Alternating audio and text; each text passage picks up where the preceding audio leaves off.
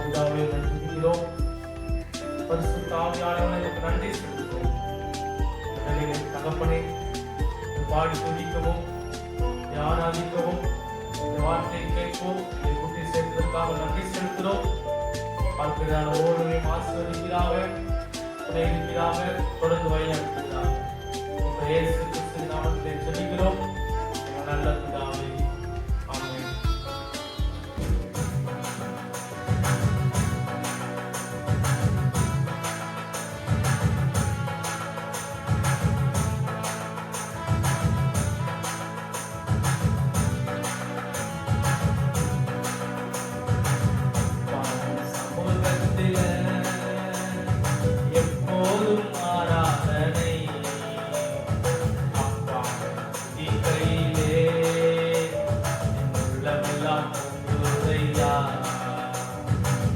தாயை போல தேற்றுகிறீர், தகப்பனை போல சுமக்கின்றீர்.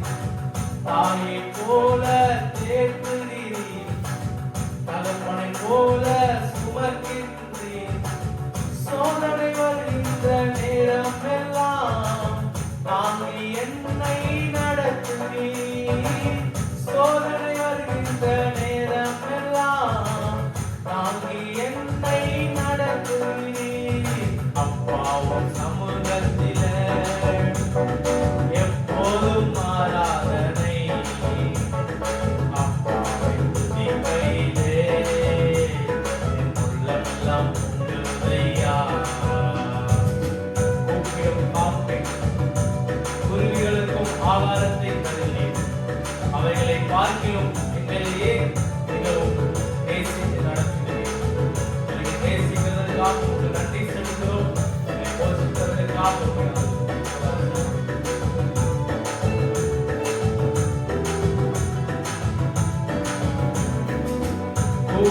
காக்கை குருவிகளுக்கு ஆகாரத்தை கொடுக்கின்றீர். கூப்பிடும் காக்கை குருவிகளுக்கு ஆகாரத்தை தருகின்றீர். அவைகளை பார்க்கிலும் எங்களையே மிகவும் நேசித்து நடத்துகிறீர்.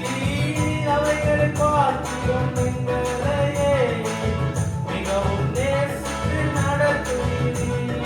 அப்பாவும் சமூகத்திலே எப்போதும் ஆராதனை.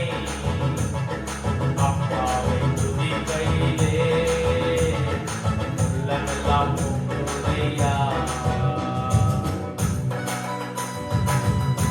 எங்கள் மீது கண்ணை வைத்து ஆலோசனை சொல்லுகிறேன். தீங்கு வருகின்ற நேரம் எல்லாம் எங்கள் கூடாத மறைவிலே வைத்து பாதுகாக்கிறேன். அதுக்காக நன்றி சொல்கிறார்.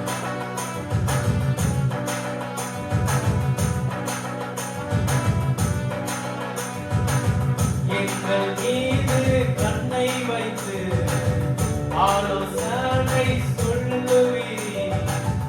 எங்கள் மீது கண்ணை வைத்து ஆலோசனை சொல்லுவீர். தீங்கு வருகின்ற நேரமெல்லாம் கூடார மறைவில் மறைக்கின்றீர். தீங்கு வருகின்ற நேரமெல்லாம் கூடார மறைவில் மறைக்கின்றீர். அப்பாவும் சமூகத்திலே எப்போதும் ஆராதனை. அப்பாவை துதிக்கையிலே உள்ளமெல்லாம் உங்களுடையா. அப்பாவும் சமூகத்திலே எப்போதும் ஆராதனை. அப்பாவை துதிக்கையிலே உள்ளமெல்லாம் உங்களுடையா. உங்கள் வல்லமைகள் புரிந்து போகவில்லை. உங்கள் உயிர்த்தெழுதல் மகிமை மாறவில்லை. உங்கள் வல்லமைகள் குறைந்து போகவில்லை. உங்கள் உயிர்த்தெழுதல் மகிமை மாறவில்லை. இயேசப்பா நாமத்தில் அற்புதங்கள் நடக்குது. பெய்களோடு நோய்கள் தீருது. பாவங்கள் பரந்தோடுது.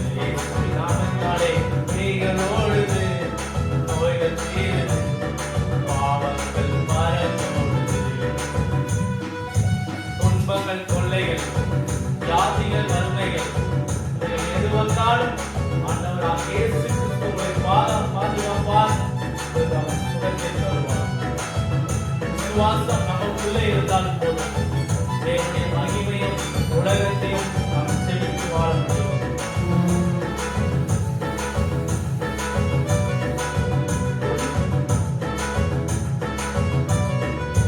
துன்பங்கள், தொல்லைகள், வியாதிகள், வறுமைகள் வந்தாலும் என் இயேசு குணமாக்குவார். துன்பங்கள், தொல்லைகள், வியாதிகள், வறுமைகள் வந்தாலும் என் இயேசு குணமாக்குவார். விசுவாசம் நமக்குள் இருந்தால் போதும், தேவ மகிமையை கண்டிடுவோம். விசுவாசம் நமக்குள் இருந்தால் போதும், தேவ மகிமையை கண்டிடுவோம். தன் வல்லமைகள் புரிந்து போகவில்லை, தன் உயிர்த்தெழுதல் மகிமை மாறவில்லை. தன் வல்லமைகள் புரிந்து போகவில்லை, தன் உயிர்த்தெழுதல் மகிமை மாறவில்லை. இயேசப்பா, உங்க நாமத்தில் அற்புதங்கள் நடக்குது, பேய்கள் ஓடுது, நோய்கள் தீருது, பாவங்கள் மறந்தோடுது. நோய்கள் தீருது, பேய்கள் ஓடுது, பாவங்கள் மறந்தோடுது. மந்திர சூனியம், செய்கை கட்டுகிறதுதான் இன்றே நம் இயேசு உரைக்கிறவராய் இருக்கிறார். ஆவியானவர் நமக்குள்ளே இருப்பதால் இந்த உலகத்தை நாம் கலைக்கிறோம். தேவனுடைய பிள்ளைகளே, எங்களுக்கு பயப்படாமல் இருந்து கர்த்தர் நம்மோடு கூட இருக்கிறதாலே இந்த உலகத்தை நாம் கலக்குகிறவராய் நம்மை மாற்றுவோம். மந்திர சூனியம், செய்கை கட்டுகள் இன்றே நம் இயேசு உன்னை தெரிவார். மந்திர சூனியம், செய்கை கட்டுகள் இன்றே நம் இயேசு உன்னை தெரிவார். ஆவியானவர் நமக்குள் இருப்பதால் உலகத்தை நாம் கலக்கிடுவோம். ஆவியானவர் நமக்குள் இருப்பதால் உலகத்தை நாம் கலக்கிடுவோம். உங்கள் வல்லமைகள் புரிந்து போகவில்லை, உங்கள் உயிர்த்தெழுதல் மகிமை மாறவில்லை. உங்கள் வல்லமைகள் புரிந்து போகவில்லை, உங்கள் உயிர்த்தெழுதல் மகிமை மாறவில்லை. இயேசப்பா, உங்க நாமத்தில் அற்புதங்கள் நடக்குது, பேய்கள் ஓடுது, நோய்கள் தீருது, பாவங்கள் மறந்தோடுது. இயேசு நாமத்தினாலே நோய்கள் தீருது, பேய்கள் ஓடுது, பாவங்கள் மறந்தோடுது. சாத்தானின் சதிகளால் சாபத்தின் வாழ்க்கையை இன்றே நாம் இயேசு உடைத்தெறிகிறார். துதியின் ஆயுதம் நமக்குள் இருந்தால் அசுத்த ஆவியை நாம் துரத்தலாம். கர்த்தருக்கு பிரியமில்லாத காரியத்தை நாம் துரத்த வேண்டுமென்றால் கர்த்தரை வாயிலில் இருந்து நீங்கள் துதியுங்கள். நிச்சயமாய் துதிக்கும் பொழுது தடைகளை கர்த்தர் உடைத்தெறிவார்.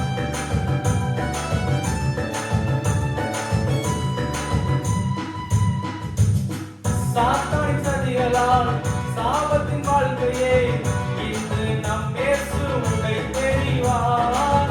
சாத்தானின் சதிகளால் சாபத்தின் வாழ்க்கையை இன்று நம் இயேசு உடைத்தெறிவார். துதியின் ஆயுதம் நமக்குள் இருப்பதால் அசுத்த ஆவியை துரத்திடுவோம். துதியின் ஆயுதம் நமக்குள் இருப்பதால் அசுத்த ஆவியை துரத்திடுவோம். உங்கள் வல்லமைகள் குறைந்து போகவில்லை, உங்கள் உயிர்த்தெழுதல் மகிமை மாறவில்லை. உங்கள் வல்லமைகள் குறைந்து போகவில்லை, உங்கள் உயிர்த்தெழுதல் மகிமை மாறவில்லை. பிதாவே, உம்மை துதிக்கிறோம். பரிசுத்த ஆவியானவரே, உமக்கு நன்றி செலுத்துகிறோம். இந்த வட்டம் உம்மை பாடி துதிக்க, கர்த்தர் ஆராதிக்க உதவி செய்ததற்காக நன்றி செலுத்துகிறோம். தொடர்ந்து பேச போற வார்த்தையை கர்த்தர் ஆசீர்வதிக்கிறாக, உங்களோடு கூட வழிநடத்துகிறார். இயேசு கிறிஸ்துவின் நாமத்திலே ஜெபிக்கிறோம் நல்ல பிதாவே, ஆமென்.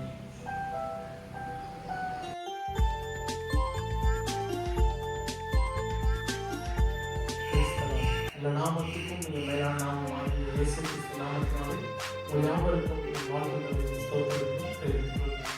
இன்னும் கர்த்தருடைய வார்த்தைகளை 1 சாமுவேல் 15வது அதிகாரம் 22வது வசனத்தை எடுத்துக் கொள்ளுங்கள். 1 சாமுவேல் 15:22. கர்த்தருடைய சத்தத்திற்கு கீழ்ப்படிகிறதை பார்க்கிலும் சர்வாங்க தகன பலிகளும் கர்த்தருக்கு பிரியமாய் இருக்குமோ? கர்த்தருக்கு எது பிரியம்?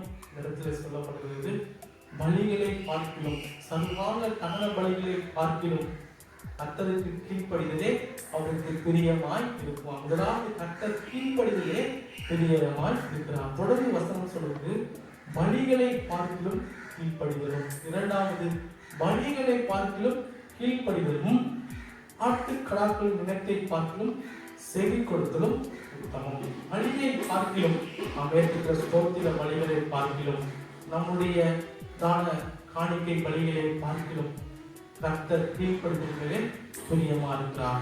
கீழ்ப்படிதலே அவருக்கு உத்தமமாய் இருக்கிறது என்று வேதம் சொல்கிறது. ஆட்டுக்கடாக்களின் இனத்தை பார்க்கிறோம். இந்த ஆடுகளை குறித்து வேதம் சொல்கிறது, ஒரு மேய்ப்பன் இந்த ஆடுகளை பாதுகாக்கிறவராக இருக்கிறார்.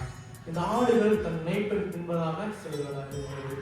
மற்றொரு ஆடை பின்தொடர்ந்து மேய்ப்பனை பின்தொடர்ந்து செல்கிறதாய் இருக்கிறது. அதுபோல நம் ஆண்டவராக இயேசு கிறிஸ்துவை பின் செல்கிறவராக இருக்கிறோம். எந்த மேய்ப்பன் கூப்பிடுகிற வேலையிலே இடத்துல தண்ணீர் இருக்கிறது, இடத்துல ஆபத்து இருக்கிறது என்று மேய்ப்பன் கூப்பிடுகிற வேலையிலே அந்த ஆடுகள் செவி கொடுத்தாலே தான் அது பாதுகாக்கப்படும், அது போஷிக்கப்படும். இது போல நம் கர்த்தரை பின்பற்றுகிறவராக இருந்தாலும், நம் ஆலயத்துக்கு செல்கிறவர்களாக இருந்தாலும், கர்த்தருடைய சத்தம் நமக்கு கேட்கப்படும் பொழுது, வேத வார்த்தை நமக்கு உரைக்கும் பொழுது அதுக்கு நாம் செவி கொடுக்க வேண்டுமாம். செவி கொடுக்கிறதுதான் உத்தமம். இப்படி வேதத்திலே ஒரு மனிதனுக்கு கர்த்தருடைய வார்த்தை கேட்கிறது. ஆனால் அந்த வார்த்தைக்கு அவன் செவி கொடுத்தானா, அவன் வாழ்க்கையில நடந்த காரியத்தை குறித்தும் இன்று உங்கள் மத்தியிலே விசேஷமாய் நான் பேசப்படுகிறேன். என்னோடு கூட எடுத்துக் கொள்ளுங்கள். யோனா 1வது அதிகாரம் 1வது வசனம். இந்த இடத்துல சொல்லப்படுகிறது, யோனாவுக்கு கர்த்தருடைய வார்த்தை உண்டாகி. இந்த இடத்துல யோனாவுக்கு கர்த்தருடைய வார்த்தை காதுகளிலே கேட்கிறது. அந்த வார்த்தைக்கு அவன் கீழ்ப்படியவில்லை. தேவனுடைய பிள்ளைகளே சிலம் சொல்கிறது, பலியை பார்க்கிலும் ஆட்டுக்கடாவின் நிலத்தை பார்க்கிலும் செவி கொடுத்ததே உத்தமம், கீழ்ப்படுகிறே பிரியமா இருக்கிறான். ஆனால் இந்த யோனாவோ கர்த்தருடைய வார்த்தை அவன் காதுகளிலே கேட்டாலும் அவன் கீழ்ப்படியாமல் கர்த்தரை உத்தமமாய் பின்பற்றுவனாய் இருந்தாலும் அவர் சொன்னதை செய்யாமல் இருந்ததினாலே அவன் வாழ்க்கை நடந்த காரியத்தை குறித்து பாருங்கள். 3ஆம் வசனம் சொல்கிறது 1வது அதிகாரத்திலே, அப்போது யோனா கர்த்தருடைய சமூகத்தில் நின்று விலகி. அவனுக்கு வாழ்க்கையிலே கர்த்தரை பின்பற்றுகிறவனாய் இருந்தான், கர்த்தர் அவன் மேல் பிரியமா இருந்தான். கர்த்தருடைய வார்த்தையை கேட்டு அதன்படி நடக்காமல் கர்த்தருடைய சமூகத்திலிருந்து அவன் விலகி போகிறவனாய் காணப்பட்டான். நாமும் அநேக நாட்கள் கர்த்தருடைய ஆலயத்தை விட்டு நாம் விலகி செல்கிறவராய் தேவனுடைய சமூகத்திலே துதிக்கிற நேரத்திலே ஜெபிக்கிற நேரத்திலே நாம் வராமல் உலக காரியத்திற்காக, உலக ஆஸ்திக்காக, உலக ஐஸ்வர்யத்திற்காக, உலக நண்பர்களுக்காக கர்த்தருடைய சமூகத்தை விட்டு நாம் விலகி சென்றோம். இன்று என்ன நடந்தது? அவனுக்கு அன்று என்ன நடந்தது போலதான் இன்று நமக்கும் நடந்திருக்கிறது. அன்று அவனுக்கு கர்த்தருடைய சமூகத்தில் நின்று விலகி போனான். என்ன நடந்தது தெரியுமா? 4வது வசனம் சொல்லுகிறது, கர்த்தர் சமுத்திரத்தின் மேல் பெரும் காற்றை அறவிட்டார். அவர் கப்பல் பிரயாணத்தில் சென்று கொண்டிருக்கிறார். பெரும் காற்று வந்தது. இப்படி வாழ்க்கை போகும். இது போலதான் இன்று நம் கர்த்தர் சமூகத்தை விட்டு எத்தனை நாட்கள் தேவனுடைய ஆலயத்தை விட்டு, அவரை துதிக்கிறதை விட்டு, ஜெபிக்கிறதை விட்டு, கர்த்தருக்கு கீழ்ப்படிதலை விட்டு நாம் தூர சென்றோம். அன்று யோனா போனது போல, கப்பல் பிரயாணத்தில் போனது போல பெரும் காற்று வந்ததினாலே, யோனா பேரிலே சீட்டு விழுந்ததினாலே அவனை கடலிலே தூக்கி போட்டார்கள்.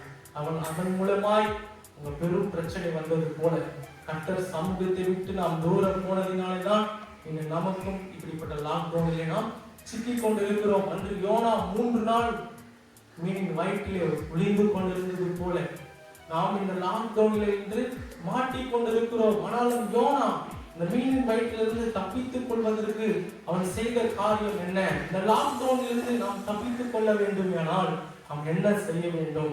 யோனா ஒரு காரியத்தை செய்தார். வேதம் சொல்லுகிறது, யோனா 2வது அதிகாரம் 1வது வசனத்திலே, அந்த மீனின் வயிற்றில் இருந்து யோனா தன் தேவனாகிய கர்த்தரை நோக்கி விண்ணப்பம் பண்ணினான். யோனா கர்த்தருடைய வார்த்தையை கேட்கிறவன் கர்த்தர் சமூகத்தை விட்டு ஏதோ ஒரு காரியத்திற்காக அவன் தூரம் போக வேண்டும் நினைத்தான். ஆனால் வாழ்க்கை மாறாய் போனது. தேவனுடைய பிள்ளையை நம்முடைய தேசம் கூட மாறுபட்ட நிலைமையிலே இந்த லாக்டவுனிலே மாட்டிக்கொண்டிருக்கிறது. நாம் இதிலிருந்து விடுவிக்கப்பட வேண்டும் என்றால் யோனாவை போல விண்ணப்பம் பண்ணுகிறவர்களாய் இருக்க வேண்டும். இந்த 2வது அதிகாரத்தை நீங்கள் முழுமையாய் வாசித்து பார்த்தீர்களால் யோனா விண்ணப்பம் பண்ணிக்கொண்டே இருக்கிறான் கர்த்தரிடத்திலே. தொடர்ந்து இந்த அதிகாரம் முழுக்க அவன் விண்ணப்பம் செய்து கொண்டே இருந்ததினாலே அவனுக்கு என்ன நடந்தது என்றால் கடைசியாக 10ஆம் வசனம் சொல்கிறது, கர்த்தர் மீனுக்கு கட்டளையிட்டார், அது யோனாவை கரையிலே கக்கிட்டது. அவன் விண்ணப்பம் கேட்கப்பட்டது. நம்முடைய விண்ணப்பங்களும் நம்முடைய ஜெபங்களும் கர்த்தர் சமூகத்திலே கேட்கப்பட வேண்டும் என்றால் நாம் ஜெபிக்கிறவர்களாய் மாற வேண்டும். இந்த நாட்கள் கர்த்தர் சமூகத்தை விட்டு நாம் சென்றோம். இன்று நமக்கு நல்ல நேரத்தை கர்த்தர் கொடுத்திருக்கிறார். அவரோடு நாம் உறவாடுகிற நேரம் கர்த்தர் சமூகத்தில் இருந்து நாம் தேசத்திற்காக ஜெபிக்க வேண்டும். யோனா ஜெபிக்க ஆரம்பித்தான். 3 நாளும் ஒன்றும் புசியாமல் குடியாமல் மீன் வயிற்றிலிருந்து கர்த்தரை நோக்கி கூப்பிட்டான். அநேக காரியங்களை அவன் சொல்லி கூப்பிடுகிறான். இந்த 2ஆம் அதிகாரத்தை நீங்கள் வாசித்து பார்த்தீர்கள் தெரியும். அவன் கூப்பிட்ட ஜெபத்தை கர்த்தர் கேட்டு இந்த மீனுக்கு கட்டளையிட்டார், அதை கரையிலே அவனே கட்டிட்டு. அது போல இந்த லாக்டவுனிலிருந்து நாம் விடுதலையாக வேண்டும் என்றால் நாம் உபவாச ஜெபம் செய்ய வேண்டுமாம். தேவ அறிஞர்கள் சொல்கிறார்கள், வேறு ஆராய்ச்சியாளர்களும் சொல்கிறார்கள், மீனின் வயிற்றிலே ஒருவன் எப்படி உயிர் வாழ முடியும் 3 நாள் என்றால் அந்த மீன் எதுவும் புசியாமல் குடியாமல் இருந்தால்தான் அந்த உள்ளே இருக்கிற மனிதனும் உயிரோடு இருக்க முடியும் என்று. அந்த மீனும் எதுவும் புசியாமல் குடியாமல் உபவாசம் இருந்ததாக சொல்கிறார்கள். அப்ப பாருங்கள், யோனாக்காக மீனும் ஒன்று புசியாமல் இருந்ததாம். இந்த நமக்காகவும் நம்முடைய தேசத்திற்காகவும் இந்த லாக்டவுனிலிருந்து விடுதலை கொடுக்கும்படியாக நாம் என்ன செய்ய வேண்டும்? உபவாசம் ஜெபத்தை செய்ய வேண்டும். அதற்கு பின்பு கர்த்தருடைய வார்த்தைக்கு செவி கொடுத்து அவர் போய் சொன்னார். அங்கே அவர் சொல்லும் பொழுது அங்கே சொன்ன பதில் என்னவென்றால் 5வது வசனம் 3வது அதிகாரம் 5வது வசனத்திலே, அப்போது நினிவேயில் உள்ள ஜனங்கள் தேவனை விசுவாசித்து உபவாசம் செய்யும்படி கூறினார்கள். அவர்கள் செய்த காரியம் கேள்விப்பட்ட உடனே பிரச்சனைகள் நமக்கு வருகிறது, அழிவு நமக்கு வருகிறது என்று அவர்கள் கேட்ட உடனே அவர்கள் செய்த காரியம் உபவாசம் செய்ய வேண்டும். அது எப்படி என்றால் பெரியோர்கள் முதல் சிறியோர் மட்டும் தேசத்தில் இருந்த அனைவரும், அது மாத்திரமல்ல மிருக ஜீவன்கள் முதற்கொண்டு அவர்கள் அனைவரும் ஒருமனப்பட்டு உபவாச ஜெபத்துக்கு நேராய் சென்றார்கள். ஒரு மனிதத்தின் ஜெபத்தை 2 பேர் ஒருமனப்பட்டு ஜெபித்தால் நிச்சயம் அந்த ஜெபத்திற்கு பதில் உண்டாம். தேவனுடைய பிள்ளைகளை அவர்கள் ஒருமனப்பட்டு ஜெபித்ததினாலே அந்த நினைவே பட்டணம் காக்கப்பட்டது. இன்று நாம் உபவாசம் இருக்க வேண்டும். தேசத்திற்காக அந்த லாக்டவுனிலிருந்து விடுதலை பட இந்த கொரோனா தேசத்தை விட்டு போகும்படியாக நாம் எல்லாம் ஒருமனப்பட்டு உபவாசம் இருக்க வேண்டும். அன்று எஸ்தர் ராஜாத்தி நம்முடைய தேசத்திற்காகவும் அவருடைய குலத்துக்காகவும் யூதர்களுக்காகவும் அவர் உபவாசத்தை நியமித்தார். அவள் மாத்திரமல்ல, அவர்கள் தாதிமார்கள் யூதர்கள் அனைவரும் அந்த உபவாசத்தில் கலந்து கொண்டு அவர்கள் உபவாச ஜெபத்தை கர்த்தருக்கு நேராக எடுக்கும் பொழுது கர்த்தர் அவர்கள் ஜெபத்தை கேட்டார். யோனாவின் ஜெபத்தையும் கர்த்தர் கேட்டார். நீவே இருக்கிற ஜனங்களுடைய ஜெபத்தையும் கர்த்தர் கேட்டார். இன்று நம்முடைய உபவாச ஜெபத்தையும் கர்த்தர் கேட்கிறவராக இருக்கிறார். கேட்டு நமக்கு நிச்சயம் பதில் தருவார். உபவாசம் என்பது அது நுகத்தடிகளை, அது பிணையல்களை, சகல நுகத்தடிகளையும் இருந்து விடுதலை கொடுக்கிறதா இருக்கிறது உபவாச ஜெபம். இந்த உபவாச ஜெபத்தை நாம் ஏறெடுக்க வேண்டும். தேவனுடைய பிள்ளைகளே, இந்த உபவாசம் ஜெபம் தான் ஜெயத்தை தரும். கிழக்கிலோ மேற்கிலோ வனாந்திர திசையெல்லாம் ஜெயம் வராது. ஜெயம் அது கர்த்தரால் வரும். அது உபவாச ஜெபம். வேத வார்த்தை சொல்கிறது, இந்த ஜாதி பிசாசு உபவாசத்தினாலும் ஜெபத்தினாலும் அன்றி வேறு ஒன்றினாலும் போகாது. இந்த கொரோனா கொள்ள நோயும் இந்த லாக்டவுனில் நாம் விடுவிக்கப்பட வேண்டும் என்றால் உபவாச ஜெபத்தை நாம் ஏறெடுக்க வேண்டும். நம்முடைய குழுவாக சேர்ந்து சபையாராய் சேர்ந்து நம் குடும்பமாய் ஒருமனப்பட்டு நாம் உபவாசம் இருந்து இந்த தேசத்திற்காக அன்று அவர்கள் ஜெபித்தது போல, யோனா ஜெபித்தது போல, நினிவே பட்டணத்தார்கள் ஜெபித்தது போல, யூதர்கள் ராஜா ஸ்திரீகள் எல்லாம் ஜெபித்தது போல, யூதர்கள் போல நாமும் ஜெபிக்கிறவர்களாக இருப்போம். நம் தேசத்திற்கு நிச்சயமாய் கர்த்தர் சேமத்தை தருவார். நாம் ஜெபிக்கலாமா? அப்பா பிதாவே, உம்மை துதிக்கிறோம். பரிசுத்த ஆவியானவரே, உமக்கு நன்றி செலுத்துகிறோம். அந்த யோனா தகப்பனே, என் சமூகத்திலிருந்து விலகி ஓடுகிறவனாய் காணப்பட்டான். நான் ஏற்ற நேரத்திலே கர்த்தர் நீர் அவனப்பா அவருடைய ஜெபத்தை கேட்டு அவனை அப்பா நீ பாதுகாத்தது போல, அவன் மூலமா ஆண்டவரே லட்சத்துக்கள் 20,000 பேர் மேலானவர்களை பாதுகாத்தது போல எங்களுடைய ஜெபத்தை கேட்ட ஆண்டவரே, இந்த தேசத்தில் இருக்கிறதான ஒவ்வொருவரையும் பாதுகாக்கும்படியா இந்த லாக்டவுனில் இருந்து கர்த்தர் விடுதலை தருகிறார். தொடர்ந்து ஆண்டவரே தேவனுடைய சமூகத்தை விட்டு அவன் ஒரு நாளும் விலகி செல்கிறவர்களாய் இல்லாதபடி தேவனுடைய சமூகத்தில் எப்பொழுது சபை கூடுகிறதோ, எப்பொழுது ஆண்டவரை ஆராதனைகள் சத்தம் கேட்கிறதோ அப்பெல்லாம் சமூகத்தினராய் ஓடுவர்களாய் மாற்றம் இருக்க தொடர்ந்து அப்பா வழியை மாற்றியும் அந்த கர்த்தருக்கு கீழ்ப்படிந்து அவர் வார்த்தைக்கு கீழ்ப்படிந்து நடக்கிறவர்களாய் இருக்க உதவி செய்கிறார். தொடர்ந்து பயணத்தின் திருமையாக இப்ப இயேசு நாமத்தில் ஜெபிக்கிறோம் நல்ல பிதாவே. ஆமென். கர்த்தர் தாமே ஆசீர்வதிப்பாராக. இதோடு கூட இருப்பாராக.